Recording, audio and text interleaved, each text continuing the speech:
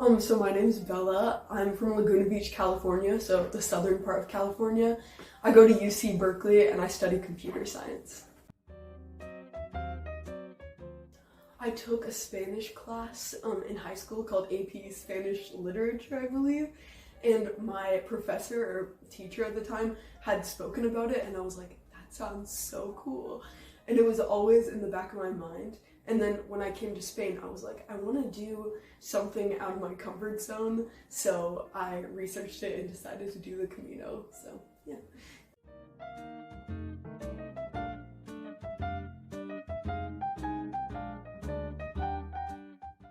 Yes, so I decided to do it for many reasons. I think culturally, spiritually, just in general, wanting to do something out of my comfort zone. I really do recommend that students take more slow travel or sustainable trips like the Camino, because you're walking through places and experience it at a really slow pace so that you can savor everything and really interact with local people and cultures, which I don't think you get if you take a flight to somewhere and go for 2 days. It's an entirely different way of traveling, and I really recommend it. It was a good introduction to life in Spain.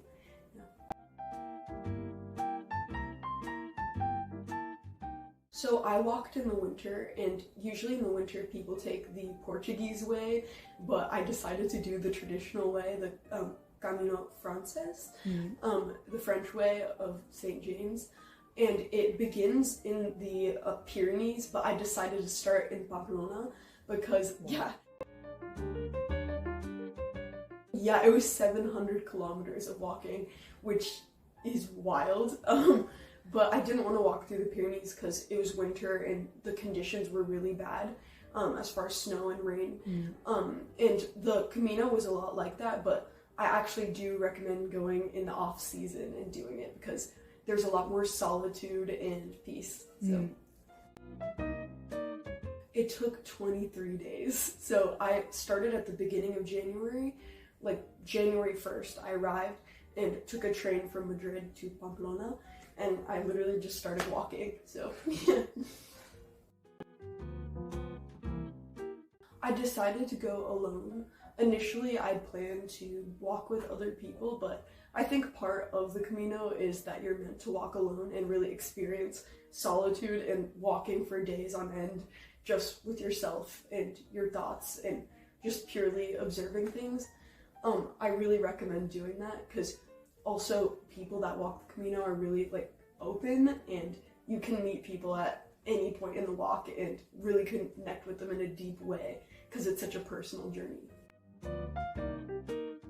Yes, I would say about over half of the people were Spanish, and then a lot of people actually from South Korea walk the Camino. Oh, really?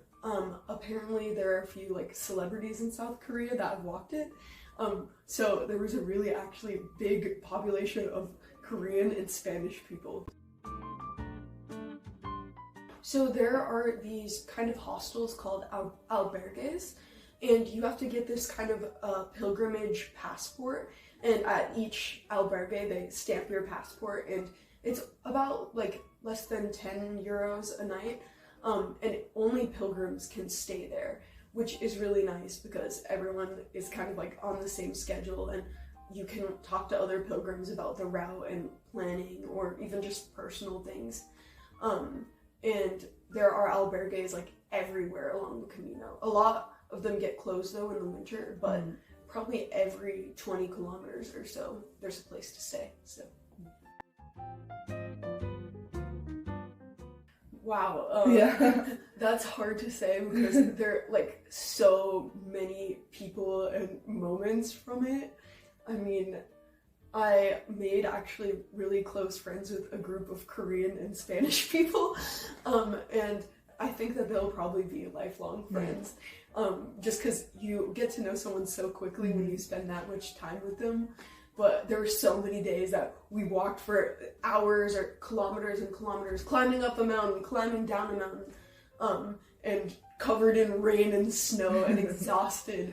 But it was really nice and really raw and personal, and we would go out to dinner all together, and by the end, on our final day, when we made it to Santiago de Compostela, we all went to a sushi buffet and ate so much that we could barely walk.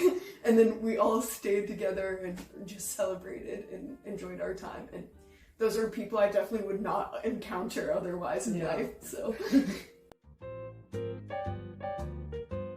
I mean, Galicia in general was by far, actually I would say the beginning, like near Pamplona and then near Galicia, were the most beautiful places, because they're kind of mountainous and just the nature is just insane, and also the food and culture there is insane. It's so green, it kind of feels like an enchanted kind of fairy tale.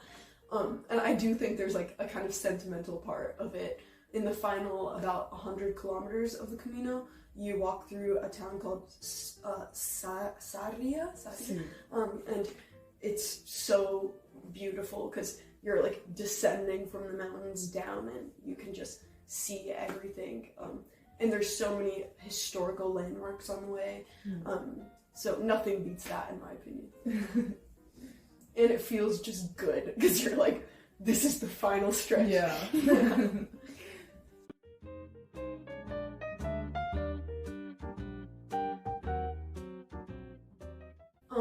I mean, I think it was like being thrown into the deep end of being independent in a new country, just because I arrived in Spain and the first thing I had to do was be really like self-sustaining, figure out everything day to day, and I learned really quickly about the culture and customs and stuff, I believe. So I guess I gained like a really fast sense of independence, and it was kind of a personal challenge to, especially with the conditions and solitude. I didn't know, and a lot of people didn't know how well it would go, but I felt really confident after completing it because I can have trust in myself to like survive a month in a new place and figure it out day to day.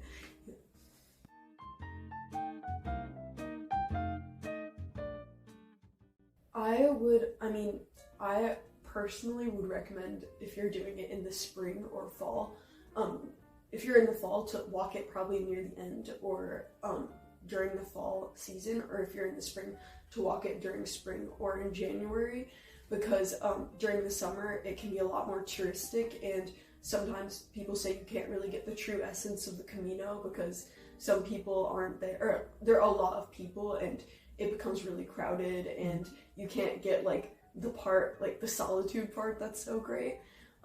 But I think it was really nice that I walked it at the beginning because I was able to like get a good feel for things and an introduction for things before I started my classes. And I had this like great experience and knowledge of just like Spain's geography, or a lot of like towns that I've met people from. And I'm like, no way. I walked through there. So definitely the beginning if you can, but in the off season for sure. There are a lot of online resources. There's this app, I believe, called Camino Ways, where you can literally scroll through each stop on the Camino, but that's more practical advice. But if I was giving more like personal or maybe cheesy advice, I would say trust yourself in the process, and I think I was a bit anxious about it before I went because I had no idea what to expect, but just to like surrender to the process and to enjoy it. Like, it's also cliche to say, but to enjoy the journey and not fixate on the destination.